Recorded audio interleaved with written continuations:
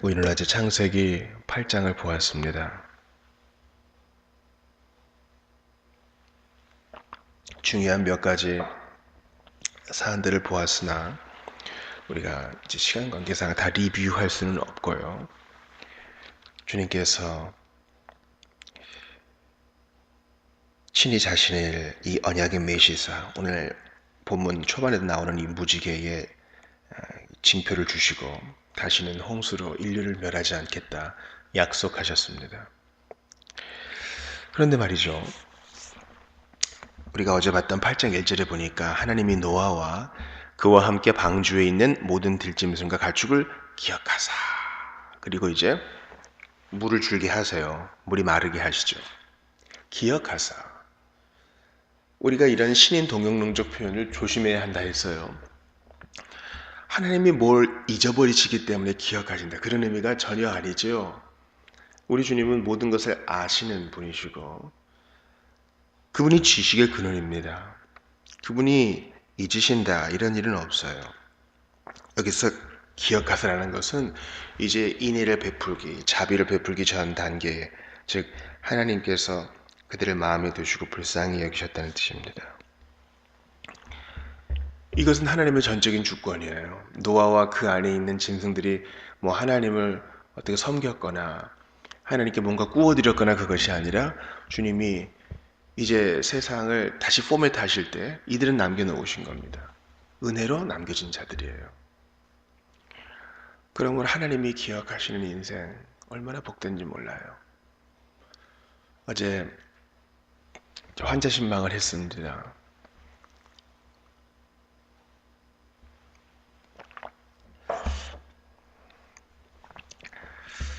한 성도가 그런 얘기를 합니다. 다리가 부러져도 교통사고를 당해도 그것이 하나님의 경고요, 하나님의 기회 주심이라고 생각하니까 정신이 번쩍 들었다는 겁니다. 하나님께서 우리를 기억하사 이런 일 속에서 우리를 건지시는 것은요, 가볍게 넘길 문제가 아닙니다. 기억하지 않고 자비를 베풀기로 생각지 않으셨으면 그냥 내버려 두면 되는 거 아니겠어요? 하나님이 우리를 기억하사 우리에게 이러한 환난 속에서 건짐받게 하시고 다시 마른 땅 위에 서게 하시니 감사할 것밖에 없습니다. 이것은 개인적으로 저 자신에게도 마찬가지입니다. 저는 기독교 사역을 위해서 단 1%도 자격이 없는 사람이에요. 그러므로 하나님께서 은혜를 주시고 기회를 주셔서 이 자리에 설 수 있는 것이 제게는 정말 기적 같은 일입니다. 하나님이 기억해 주셔서 다시 기회를 주신 것. 저는 제2의 인생을 산다고 생각하고 남은 일생을 더욱더 말씀에 수종드는 자로 서기를 원합니다. 오늘 창세기 9장에서 몇 가지 좀 예비적 고찰을 하기를 원하는데, 첫 번째는 주님께서 창세기 9장이 되어서 이제 음식을, 지평을 넓혀 주시죠. 즉 육식을 허락하시면서 그러나 핏째 먹지는 말아라 하십니다. 이 구약에서 가장 중요한 음식법 중 하나가 바로 핏째 먹지 않는 겁니다. 바로 그 피의 생명이 있기 때문에. 피의 생명이 있기 때문에 이 피를 흘린 자는 피로 이제 동해 복수라고 하거든요.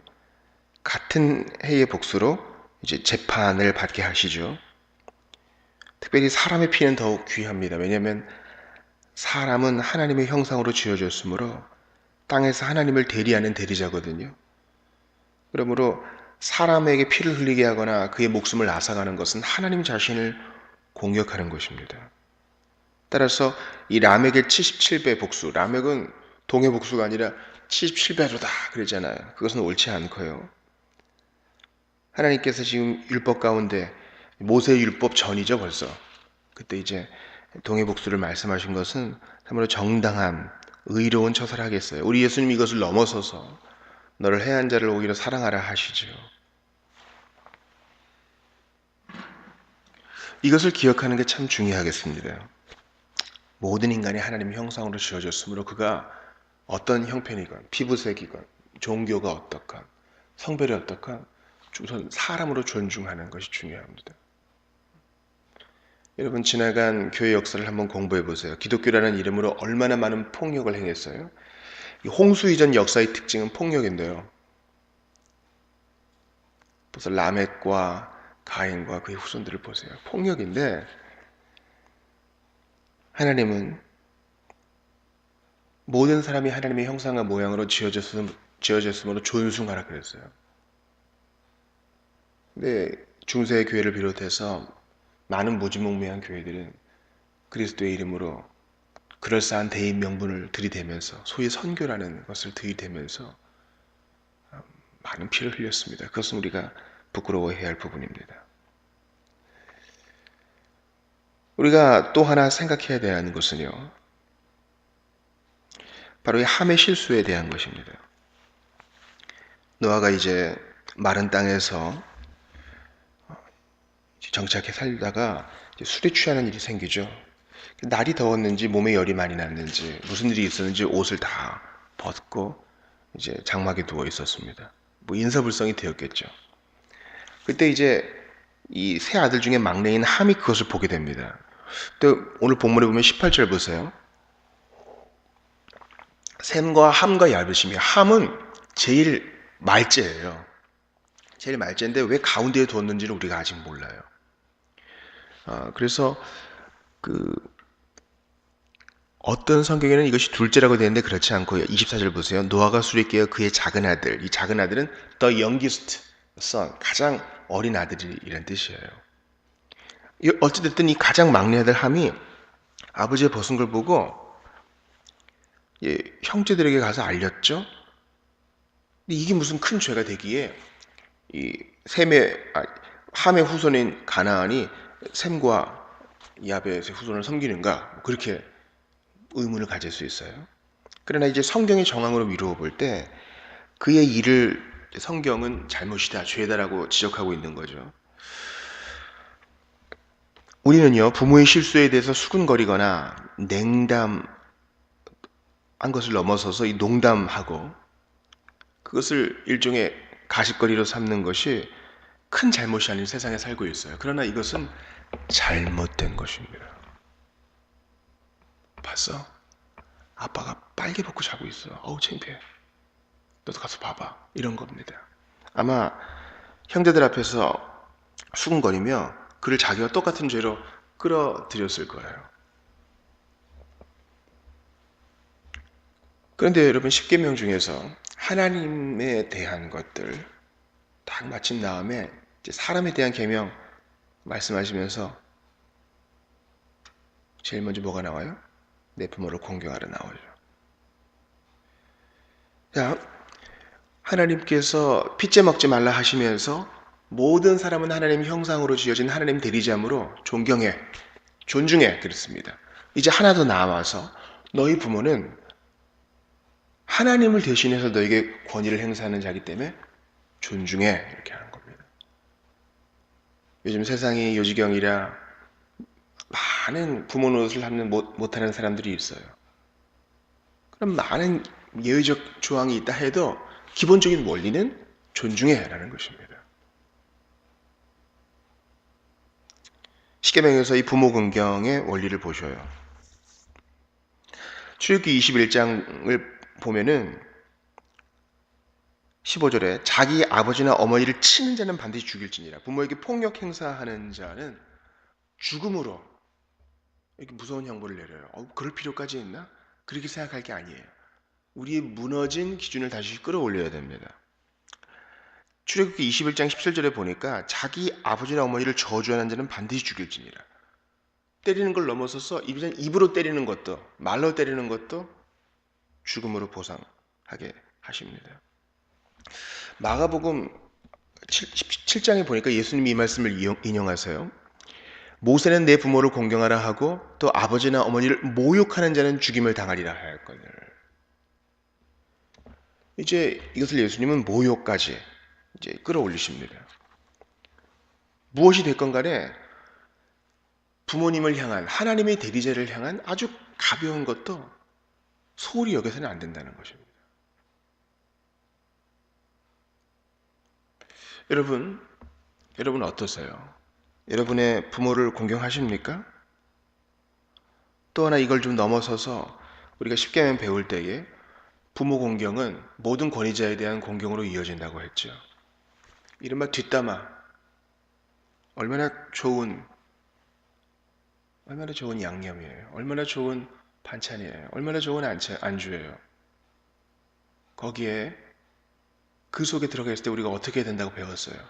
하이델베르크 배울 때, 또 요스민스터 배울 때 어떻게 배웠어요. 그 자리에서 나오거나 화제를 바꾸자고 하거나 그렇게 얘기하는 것은 오히려 우리를 험담하는 것이니 하지 말자고 하거나 분명한 태도를 취해야 됩니다. 가만히 있는 것은 동조하는 거예요. 이쯤 되면 이제 많은 사람들이 정당한 비판과 이런 뒷담화에 대해서 좀 오해를 하시기 때문에 정리를 좀 해드려야 되겠어요. 이런 정당한 비판은 해야 돼요. 우리가 지난 주일 오후에 용서에 대해 배우면서 용서했으니까 이제 없던 걸로 하자. 그건 아니라고 했죠. 정당하게 피해 보상을 요구할 수 있고 피해 보상을 요구할 수 있고 또 사죄를 요구할 수 있어요. 왜냐하면 하나님은 먼저 그 나라와 그의 의를 구하라고 하셨고 이 ጼ데크 하나님의 공의를 세우는 것은 대단히 중요한 문제이기 때문이에요. 내가 마음으로 그를 용서하고 더 이상 그에게 똑같은 것으로 복수하고자 하는 마음을 주 안에서 없애는 것은 귀한 일이고 마땅히 해야 되는 일입니다. 정의를 세우는 문제는 또 다른 문제예요. 사랑하는 여러분, 우리의 무너진 기준을 회복시키십시다. 여기에 대해서 조금만 더 생각해 봐요. 주님은 함이 저주를 받을 것이라고 하지 않고 노아를 통해서 함의 후손인 가나안은 저주를 받아 그의 형제의 종들이 되기를, 그의 형제의 종들의 종이 되기를 원하노라. 이렇게 낮은 일들이 있어질 거라고 했어요. 이것을 가지고 많은 서구인들은 식민 시대 때 노예 무역을 정당한 것으로 해석했습니다. 미국 독립전쟁 이후에 이제 남북전쟁이 일어날 때도 이런 해석이 많았어요. 이것은 옳지 않은 잘못된 해석입니다. 왜냐하면 이 함의 후손들이 물론 이제 아프리카 북부 쪽에 있었던 것은 사실이지만 대부분의 노예들은 아프리카 중부와 그 인근 지역에서 거래가 되었거든요. 또한 주님은 아프리카에 내려간 피부색이 다른 그들 말고 약속의 땅에 정착한 가나안에게 이 저주를 내린 겁니다. 그러므로 함의 잘못 때문에 자동적으로 가나안이 저주를 받은 게 아니라 이러한 함의 비도덕적인 것, 부모를 공경하지 않은 비도덕적인 것들은 바로 가나안에게서도 발견되는 비도덕적인 일들의 전조라고 할 수 있어요. 여러분, 가나안이 그 일곱 족속이 왜 멸망을 당했어요? 죄가 관영했다 그랬죠. 끔찍한 일들, 자기 자녀를 신에게 바치고 근친상간이 있고 성적인 부도덕함이 있고, 주님은 이렇게 권위를 무너뜨리는 것들, 하나님의 형상과 모양을 무시하는 것들이 바로 하나님 자신에게 행한 것이라고 하면서 이것을 엄히 다스리십니다. 그런 면에서 우리는 모든 권위자에게 정당한 비판을 해야 되겠지만 기본적인 마음은 존경하는 자세, 인정하는 자세여야 합니다. 이것은 교회 안에 직분자를 대할 때도 마찬가지입니다. 그의 무슨 대단함이 아니라 하나님이 그것을 세우셨기 때문입니다.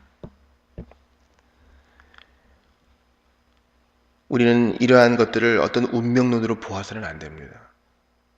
아, 그래. 하나님이 누구누구는 잘해주고 누구누구는 저주를 하는구나. 이건 뭐 어쩔 수 없는 인생이구나. 그게 아닙니다. 내 부모가 당뇨병이니까 나도 당연히 당뇨에 걸리겠지. 그렇게 운명론에 빠져서는 안 돼요.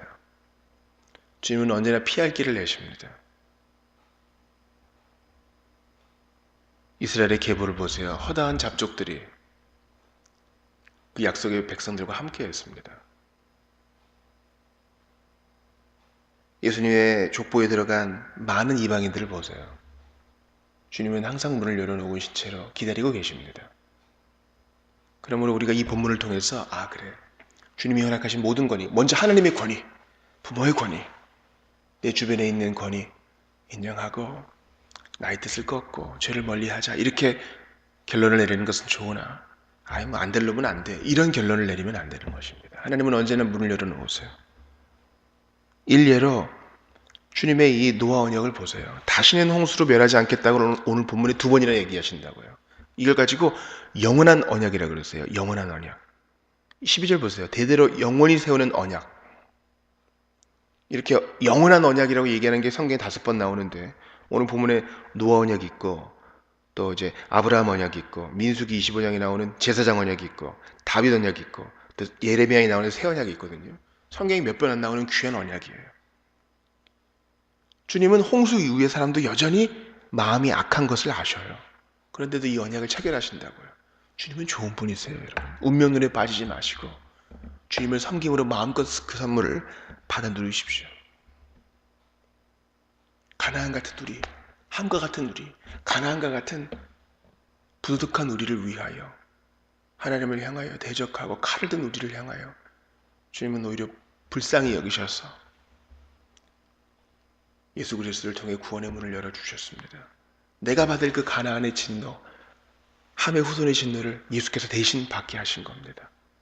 믿음으로 반응하면 주님은 우리와 새로운 언약을 체결하시고 내가 너의 구세주가 되어주마, 내가 일생 영원 동안 너와 함께 하여 주마 약속하십니다. 이 좋으신 주님을 마음에 모시십시오. 아직 믿지 못하신 분은 영접하세요. 주님과 좀 관계가 소원해진 분들은요, 저 여기 있어요. 생각의 앞에서 하나님, 저 여기 있어요. 어떤 사람도 늦지 않은 것을 압니다. 저 여기 있어요. 나아가시는 여러분들 다 되시기를 바랍니다. 우리 기도하십시다. 하나님 아버지, 끝까지 고집을 부리고 여전히 마음으로 죄를 짓는 인류를 향하여 주님은 언약을 체결하시고 표를 주셨나이다. 이렇게 좋으신 분인데 저희가 의심하지 않게 도와주옵소서. 주여, 믿고 회개하는 자는 그 복이 만대에 이르기까지 계속된다 하셨사오니 어느 사람도 늦지 않은 줄 압니다. 최선을 다하여 주님을 경외하고 늦었다고 생각하는 바로 그때 예수의 옷자락을 붙들고 범사에 회개와 믿음으로 하나님께 반응할 수 있기를 원합니다. 저희를 도와주시옵소서. 연약한 자 붙드시고 시련 중에 있는 자 함께하여 주시며 외로운 자의 친구가 되어 주시옵소서. 우리도 주님의 은혜의 통로로 살기 원합니다. 저희를 사용하여 주시고 주의 복음이 흥왕히 전파되게 하옵소서. 예수님 이름으로 기도하옵나이다. 아멘.